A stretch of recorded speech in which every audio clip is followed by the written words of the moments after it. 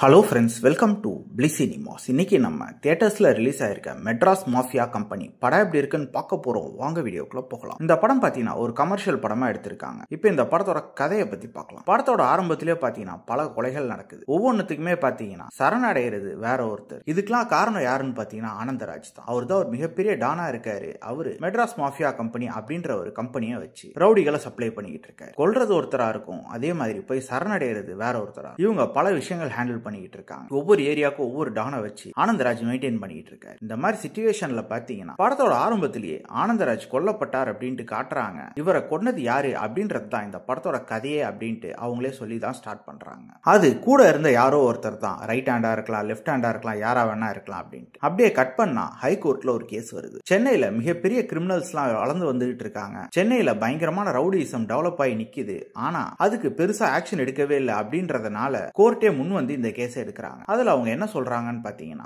இங்க பல ரவுடிஸ் இருக்காங்க, அவங்க மேல ஒரு எஃப்ஐஆர் கூட இல்லாமலா இருக்கு, அந்த அளவு மெயின்டைன் பண்ணிக்கிட்டு இருக்காங்க. நீங்க என்ன பண்ணுவீங்களோ ஏது பண்ணுவீங்களோ தெரியாது, நீங்க எல்லாரையும் அரெஸ்ட் பண்ணி ஆகணும், ரவுடிசத்தை கண்ட்ரோல் பண்ணி ஆகணும் அப்படின்ற மாதிரி சொல்றாங்க. அதுக்காக போலீஸ் டிபார்ட்மெண்ட் களத்துல இறங்குறாங்க. நம்ம ஹீரோயின் தலைமையில. நம்ம ஹீரோயின் ஒரு ஐபிஎஸ் ஆபீசர். அவங்க இந்த கேங் எப்படியாவது அழிக்கணும்னு பாக்குறாங்க. இவங்களும் களத்துல இறங்குறாங்க. இவங்க அந்த கேங்க பிடிச்சாங்களா, ஆனந்தராஜை கொன்னது யாரு அப்படின்றது தான் இந்த படத்தோட மொத்த கதையே. இப்ப இந்த படத்தோட பாசிட்டிவ் பத்தி பார்க்கலாம். பாசிட்டிவ் கண்டிப்பா ஸ்டோரி பிளாட் சொல்லலாம். ஒரு இன்ட்ரெஸ்டிங்கான ஸ்டோரி பிளாட் தான். கவர்மெண்டா அதாவது கோர்ட்டா முன் வந்து ரவுடிசத்தை அழிக்கணும் அப்படின்ட்டு சொல்லி அதுக்காக இவங்க பண்ற முயற்சிகள் எல்லாம் பார்க்கறதுக்கு நல்லாவே இருந்தது. ஒரு எஃப்ஐஆர் போட முடியாம எப்படிலாம் இவங்க தடுக்கிறாங்க, அதுக்கு எந்த மாதிரி ஒரு சிண்டிகேட்டை உருவாக்கி வச்சிருக்காங்க, அதுக்கு எஃப்ஐஆர் போடுறதுக்கு போலீஸ் தரப்புல இருந்து என்னெல்லாம் பண்றாங்க, வெளியே ட்ரை பண்றாங்க, ஏன் ஃபேமிலிக்குள்ளேயே கூட ட்ரை பண்றாங்க அப்படின்ற மாதிரி காமிக்கிற போர்ஷன் எல்லாம் ரொம்ப நீட்டாக ஒர்க் அவுட் ஆயிருந்தது. படத்துல அங்கங்க காமெடி போர்ஷன்ஸ் இருக்கு, ஆனா எதுவுமே பெருசா ஒர்க் அவுட் ஆகல அப்படின்றது தான் என்னோட பார்வையா இருக்கு. இன்னும் கொஞ்சம் காமெடி எல்லாம் நல்லாவே பண்ணிருக்கலாம். ஏன் முனிஷ்காந்த் கூட ஒரு கேரக்டர் பண்ணிருக்காங்க, அவங்க கேரக்டர் இன்னும் கூட கொஞ்சம் காமிக்கலா டெவலப் பண்ணிருக்கலாம்ன்ற மாதிரி தான் எனக்கு தோணுச்சு. பெர்ஃபார்மன்ஸ் படத்தில் நடிச்சிருக்க எல்லாருமே பாத்தீங்கன்னா ஓரளவு நீட்டான கேரக்டர்ஸ் தான் பண்ணிருக்காங்க.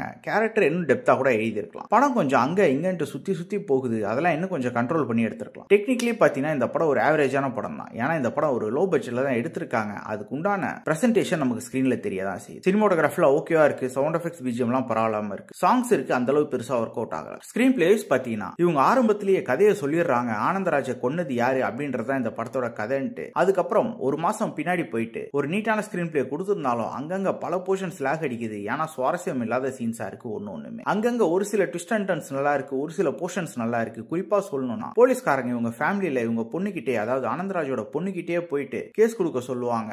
அதுக்கு உண்டான போர்ஷன்ஸ் ஓரளவு நீட்டா இருந்ததுன்னு சொல்லலாம். இந்த மாதிரி ஒரு சில போர்ஷன்ஸ் தான் நல்லா இருந்தது. அது மட்டும் இல்லாம கிளைமேக்ஸ் ட்விஸ்டுமே ஓரளவு நல்லா இருந்ததுன்னு சொல்லலாம். அதை நீங்க படத்தை பார்த்து தெரிஞ்சுக்கோங்க. மொத்தத்துல இந்த படம் இவங்க எடுத்திருக்க ஸ்டோரி பிளாட்டுக்காக வேணா ஒன்ஸ் ட்ரை பண்ணலாமே தவிர பெருசா சுவாரஸ்யம் இல்லாத படமா தான் இருக்கு. இன்னொரு வீடியோல சந்திக்கலாம்.